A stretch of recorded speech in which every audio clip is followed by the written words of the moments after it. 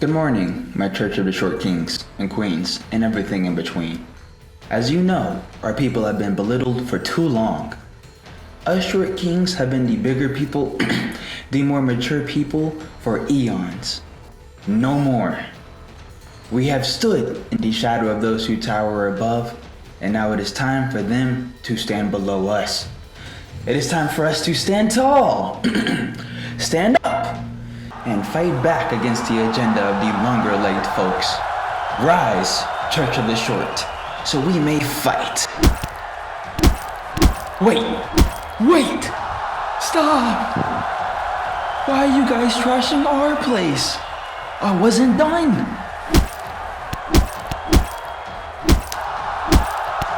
He's taller than us, guys. Get him!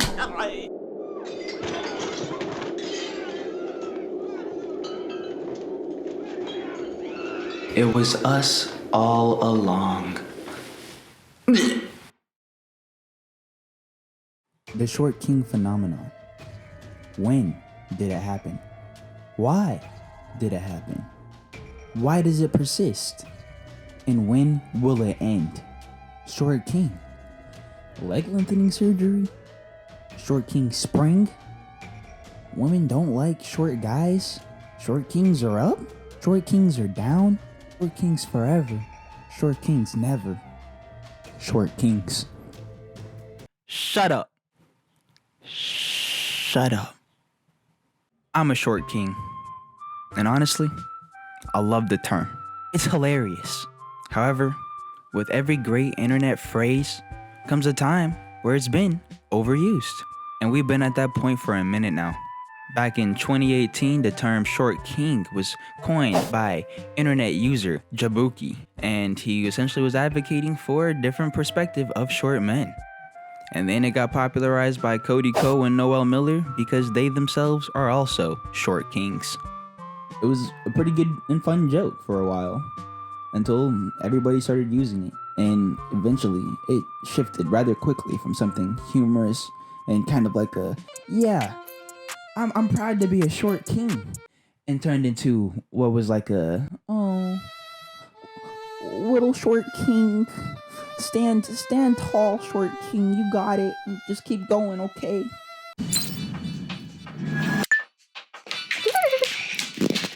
I'm so excited. Based on that, I think number 3, I think it might be a little short too. Number 3. I can't wait for you guys to prove us all wrong. Okay, number 3, number 4. Can we go shortest, second shortest? So 1, 2, 7. I feel like he's college. I feel like he's really tall. Okay, it's the beard. It's even like NBA energy too. Here's the thing, right? Here's the gag, right? Number 3 is not short. Yes, that's what I'm saying. That's why I said it's temporary. Love you. I really do. Oh, man. I know. However, there is no chance that you're on the shorter end of the spectrum. I feel it. Maybe 4, I would say.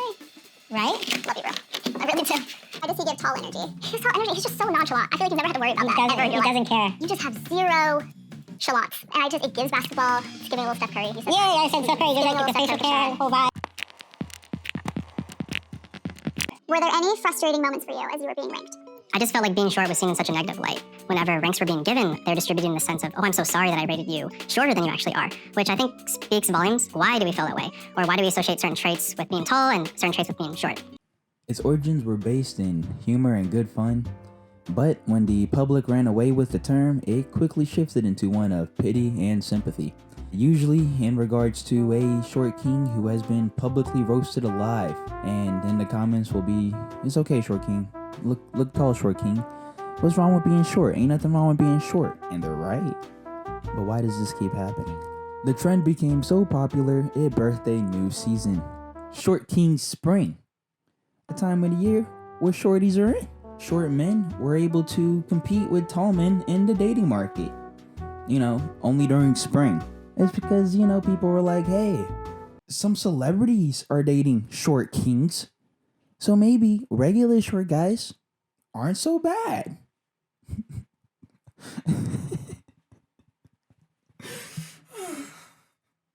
What do we even consider short? There's no middle ground. You're either short or you're tall.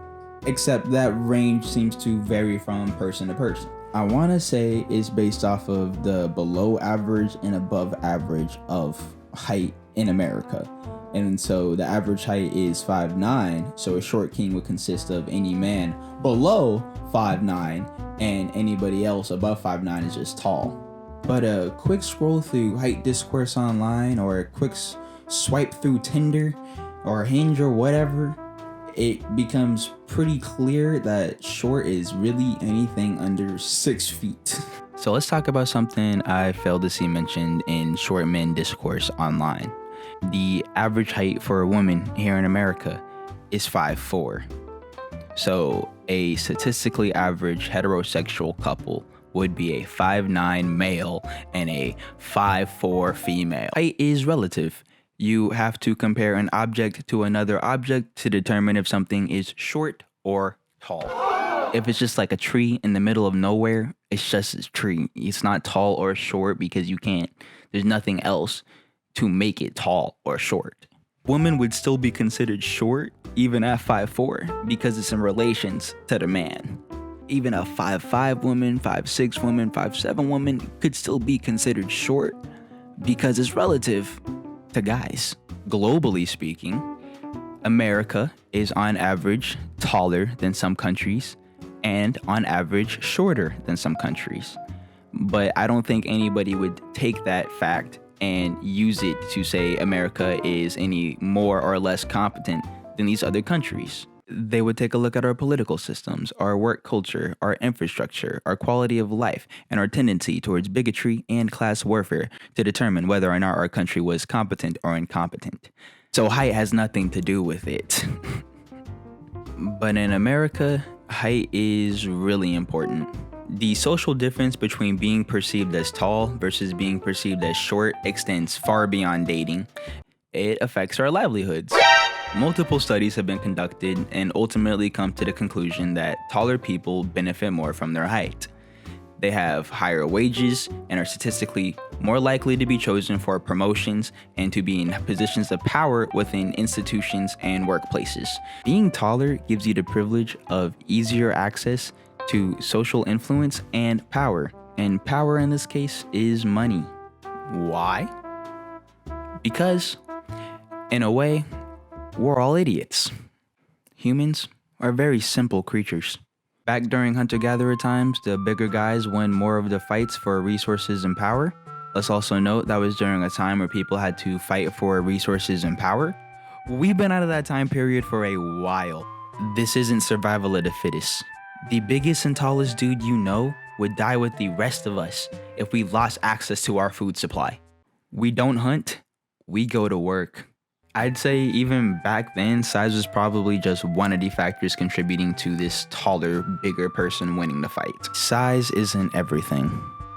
Don't matter how big you are if the whole world hates you. Height only mattered in the context of violence and a straight up fight. The existence of weapons and guns, especially here in America, make height a lot more meaningless, especially in the context of our survival and existence as a species. However, since ancient times, we have carried this outdated ideal that height equals power. So it's very common for executives, managers, CEOs, presidents, and any position higher up in the workplace hierarchy to be taller people, regardless of sex. Shorter people are deemed as less capable and not as ready for leadership compared to taller folk. This has led to a trackable disparity between shorter workers and taller management. Systemically, height is a factor in class mobility. There's an expectation for children to grow up to be big and strong. If they're not big or not strong, they're seen as underdeveloped or potentially sick and frail. Height is linked to maturity, but in real life, we know tall folks can be childish as fuck, because height has nothing to do with it. That's why they typically look to bigger kids to be in leadership positions, even if they are younger, because it's just all about height. We assume that the taller person is older because it's all about height, even though height has nothing to do with it. We stigmatize shortness so much, we have multiple terms and tropes just based off the idea of being small. Coming up short, short bus, shortcoming. Opposite of that, stand tall, be the bigger person. Short man syndrome is typically used to describe guys compensating for a lack of height, with anger and rage compensating for a lack of control and power. Nerds are small, bullies are big, the weak are small, the strong are big. It's so ingrained within our way of life, somebody's probably gonna look at you sideways if you bring up heightism as a legitimate concern. And I low-key can't blame them. In a world full of racism, sexism, transphobia, homophobia, xenophobia, anti-Semitism, whatever, heightism kind of just seems like you're adding on to a long list of issues that require more attention. Because they do. Adding heightism to that list seems a bit goofy. However, heightism is so intricately tied to sexism, one might not even realize that what they're experiencing could be heightism. While patriarchy may not have been the main social system of the hunter-gatherers, it quickly gained root. What was once an ideal of height meaning power, it now means masculinity equals power. And then so patriarchy and heightism kind of combine, and now height means masculinity, which means power, and power is access to resources. In today's world, power comes from wealth and finances. We still use violence to enforce things, but it's way less personal. You don't need strength to beat somebody, you need money to buy weapons. However, since we still attribute size to power, we subconsciously perceive taller people as more powerful. So looking at heightism under patriarchy, let's take a look at how the different perceptions of height and gender might look. So shorter people are deemed as more feminine and more weak. Shorter men are not supposed to be feminine. And then so they're seen as less desirable and seen as weak. Shorter women are supposed to be feminine, so they're seen as more desirable while still being seen as weak. Taller people are deemed more masculine and stronger. Taller men are supposed to be masculine, so they're seen as more desirable while still being seen as strong. Taller women are not supposed to be masculine, so they're seen as less desirable while still being perceived as strong. Now obviously, this is a very black and white take. But under our social systems, we attach stigmas to labels, and that's pretty much what this is. That's why Short King for a brief moment was empowering, but very quickly became sympathetic and very condescending. Oh no, poor little guy, poor Short King. Oh no, oh little baby, little poor Short King baby, stand up, no. I think this stigma around height is being carried by other men. Women definitely carry it too, but not to the same rate or at the same level that other men seem to carry this idea that shorter men are weaker or inadequate compared to taller men. On the street interviews of asking random guys their height and trying to expose them, only for them to be exposed because they actually are lying. Male podcasters saying women don't want short men. YouTubers showing graphs and charts and studies trying to prove to other men that women don't want short men. Men trying to attribute a preference for more height to sexual selection and eugenics. YouTube dating shows where short kings get passed up solely for being too short, and all the other dudes just start laughing and clowning. I'm here to say, they're all full of shit. Everybody in those videos, even the short kings.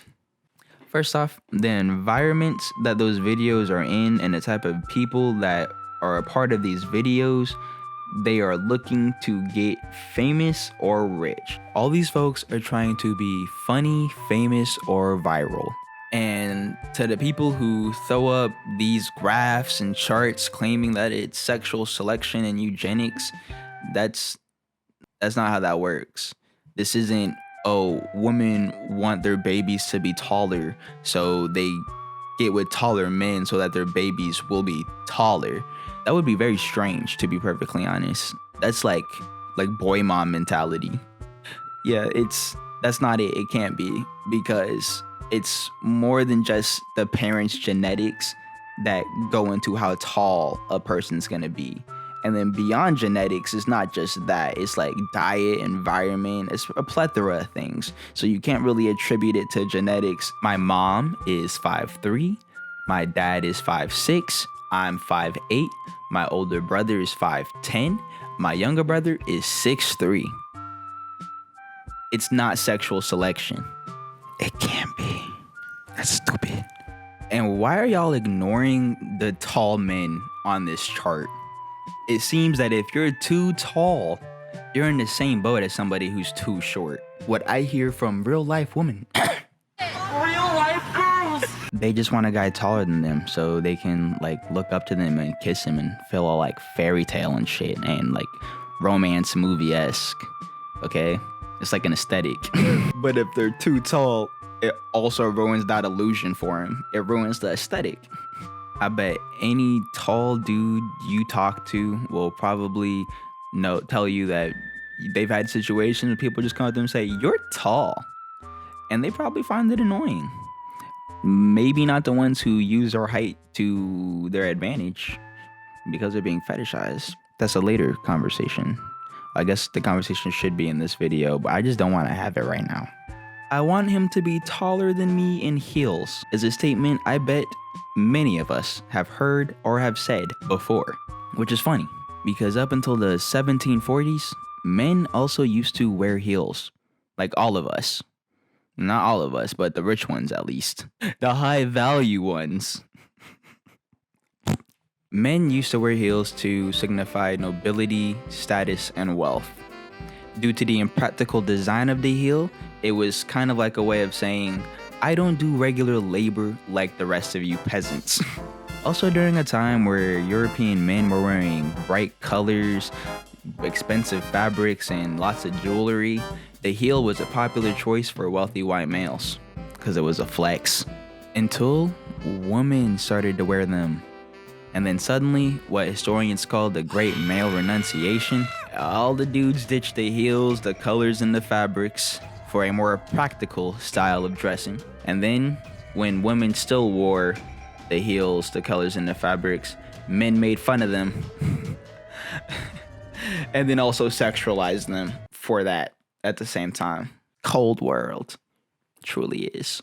The real importance of the heel in this conversation is that while men did wear it for status, they also wore it literally to gain a few extra inches, to gain 2 to 3 inches. They wanted to be perceived as taller and more powerful until the rhetoric changed and suddenly heels were girly. They had cooties, a mindset we carry to this day. Being a man now, wearing heels will get you instantly labeled as queer even if you aren't. Any community, really. If you're wearing heels, they're just gonna make assumptions. Men have held the social power for too long, so it only makes sense that the plight of the short king wouldn't be taken seriously by most people.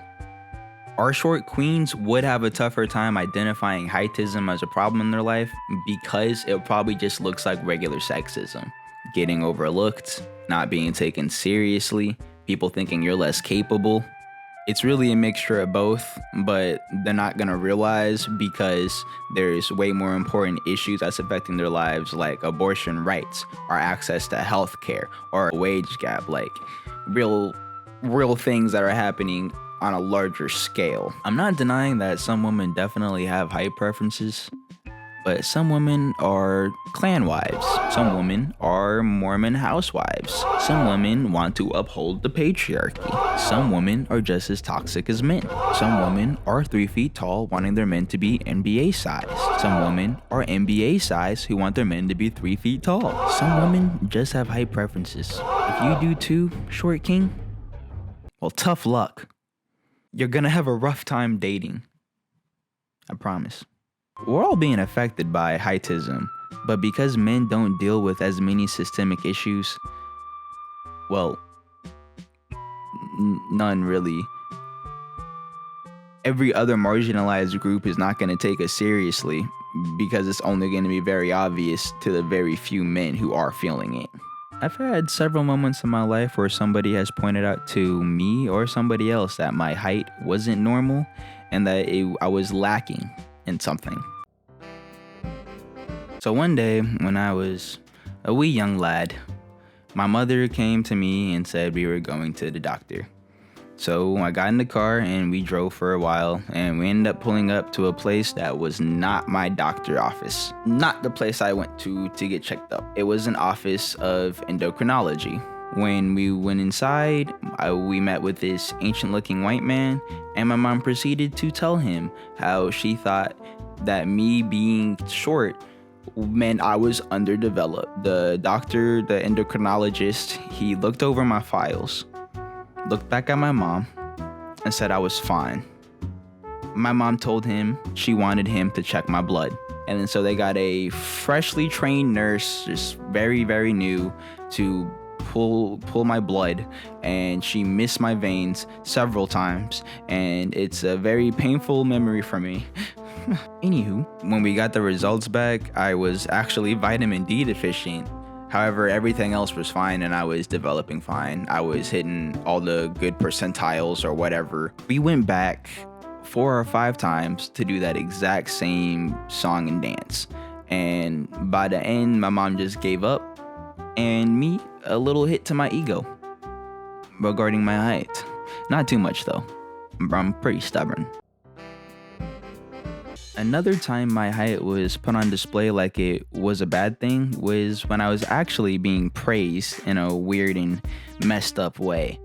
This was back when I played high school football. Yeah, weird and messed up, crazy. But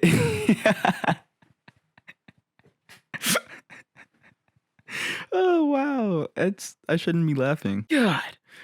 Anyway, my team had lost a game, and so as punishment, our coaches had us all make a really big circle, and we had to do 10 burpees for each missed tackle. Everybody except for me. My head coach pulled me into the middle, and he started to yell at the rest of my team, saying that Cezanne did not miss any of his tackles, so he's not gonna do any of these burpees.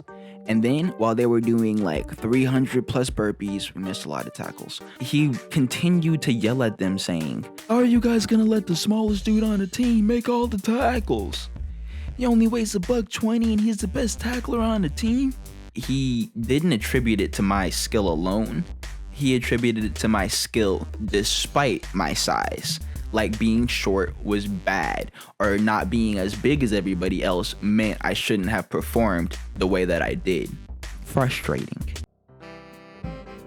This next story is during my freshman year of college. I wasn't really dating or doing anything romantic at the time because I was bald, and both decisions were a personal choice. Until one girl slid in my DMs asking to be friends.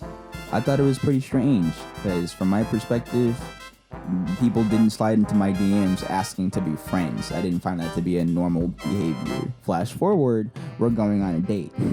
The date is to my school's on-campus restaurant, and we went there because it accepted meal plan, and I was a broke college freshman. And while we were walking over, she says, "You're so tiny," while smiling at me the whole time. And I just kind of stopped. I froze. I was very confused. I asked her, "Why would you say that?" And she just looks at me with that same kind of whatever kind of malicious smile. That's me projecting. Looking at me saying, "I don't know. You just are." And so I told her that was very rude. And then we just continued on the date. Should have left, realistically. But I kept going.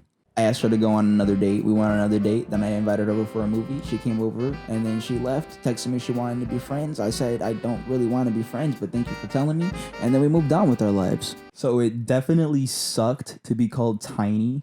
However, we still went out on like 2 more dates pretty much. Like we finished that date and then we went on another one, and then she came over for a movie. The movie I chose was Sorry to Bother You. And I was invested the whole time. She was bored. She did not want to watch that probably. I did not make a move until the very end. And by that time, it was probably realistically too late. And so that's when she left and she texted me. And so it wasn't really because of my height.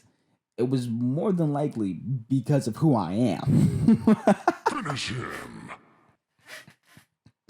A fucking cool guy who likes great movies.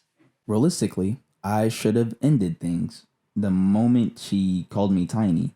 I wouldn't want anybody else to come up to me and point out that I'm short, skinny, fat, tall. I know tall people low-key get annoyed with that. It's like, just don't go up to people and point out their bodies. It's kind of just weird behavior. I also had a roommate for 3 years who consistently called me manlet and would just say, "You're short," and laugh. So, yeah, I didn't care it was just like annoying. All these short stories have one thing in common, and it's moments when somebody else tried to frame my height like it was a bad thing. Stop that shit. Being short was always seen as a hindrance, opposed to being tall being seen as purely beneficial. You're short versus you're tall are two objective statements with two different connotations. My official statement on the defense of the short kings is to stop giving so much power to height in your own lives. It's like understanding how racism and sexism affects us. In the same way that we remain aware of racism and sexism to keep ourselves safe, we don't let those labels and those stigmas dictate who we are and what we can do as people. And I feel like the same thing should apply to being short. Don't let it bother you. But people haven't actually shifted any mindsets around height. They've managed to persist despite short kings literally being a cry against that, because it was taken as a joke. It wasn't taken seriously because people never truly believed in it in the first place, unlike folks resisting any other forms of oppression. Black folks always knew we were equal. Women always knew they were equal. I don't think short people actually think that. Like in terms of heightism, I don't think short people truly believe that they're on the same level of taller folks. Could have to do with the fact that there is no legislation, no like official government stance on heightism in the workplace or in our lives, even though the studies do reflect that. And then so until there's like laws about it and they regulate this, nobody's gonna take it seriously. There are multiple genocides going on. People are going hungry and homeless. There's an ongoing climate crisis. Folks are being imprisoned and enslaved. And on top of that, we're revving up to being a double pandemic. So unfortunately, short king, our time will have to wait. A lot of things on the list ahead of heightism that we need to like get better laws and really abolish laws and abolish systems with before we can really have a conversation about heightism for real, I feel. But for now, it starts with you and truly believing that there is nothing about your height that determines anything about how capable of a person you are, how attractive of a person you are, or anything else in regards to your status. Stop giving power to the men and women who subscribe to this archaic way of thinking and reject it. Have some pride behind your height, because it's who you are and there's nothing to be ashamed about it for. Nothing you could have controlled, trust. Honestly, sit down and consider all the pros of being short. And I bet the list is longer than you think it would be. You know, unless you're like me and not necessarily an optimist. So it could still be a pretty short list. But try, attempt it. If one of your instant cons and instant rebuttals to that is that it's just harder to date still, like, unless you're polyamorous, you're only looking for one person. So just keep trying. Just keep going. You're gonna find somebody out there for you. There's a lot of people out there and you're only looking for one. And then on top of that, why would you want a partner who's also going to body shame you for something you cannot control? It would be stupid. It would be silly. Don't do that. Don't do that. And if it ain't even that serious and you just trying to fool around, I just need you to remember, short king, that you're gonna get rejected. Just accept that. Height may be a factor in it, but it's not all of it. Rejection is the name of the game. And if you're gonna play the game, you're gonna have to toughen up. You're gonna get rejected, short king. I promise. But I also promise, short king, that if you're a well-rounded, clean, caring person whose passions extend beyond sex and dating, you're gonna be okay. You'll be alright, short king. You'll be alright. It's tough. The streets are tough. The bar is in hell.